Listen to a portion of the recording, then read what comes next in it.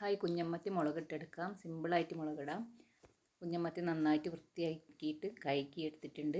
ഈ ഒരു ചട്ടിയിലേക്ക് സവാള അരിഞ്ഞത്, വെളുത്തുള്ളി ഇഞ്ചി ചതച്ചത്, പച്ചമുളക്, തക്കാളി, ഇതെല്ലാം കൂടി നമുക്ക് കൈകൊണ്ട് നന്നായിട്ടൊന്ന് റെഡിയെടുക്കാം. ഇത് റെഡി ആയിട്ടുണ്ട്. ഇനി ഇതിലേക്ക് മുളക് പൊടി, മഞ്ഞൾപ്പൊടി, കുരുമുളക് പൊടി, ഉപ്പ് ചേർത്ത് നന്നായിട്ട് കൈകൊണ്ട് തന്നെ ഇതുപോലെ കുഴച്ചെടുക്കാം. ഇനി ഇതിലേക്ക് പുളിവെള്ളമാണ് ചേർത്ത് കൊടുക്കുന്നത്. ഈ മത്തി കൂടെ ഇട്ട് കൊടുക്കാം. നന്നായിട്ടൊന്ന് ഇളക്കി കൊടുത്തിട്ട് കറിവേപ്പില കൂടെ വെച്ച് വേവിച്ചെടുക്കാം. ഒരു 10 മിനിറ്റോളം ചെറുതീയിൽ വേവിച്ചെടുക്കാം.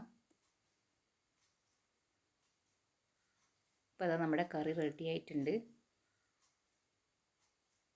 ഇനി നമുക്ക് കുറച്ച് വെളിച്ചെണ്ണ കൂടി തൂവി കൊടുക്കാം. സിമ്പിളായിട്ട് നല്ല ടേസ്റ്റിയാക്കി ഉണ്ടാക്കാൻ പറ്റിയിട്ടുള്ള മത്തിയാണിത്. കുഞ്ഞമ്മത്തി വറ്റിച്ചെടുത്തതാണ്. എല്ലാവരും ട്രൈ ചെയ്ത് നോക്കൂ. Please subscribe, like my channel. Thank you.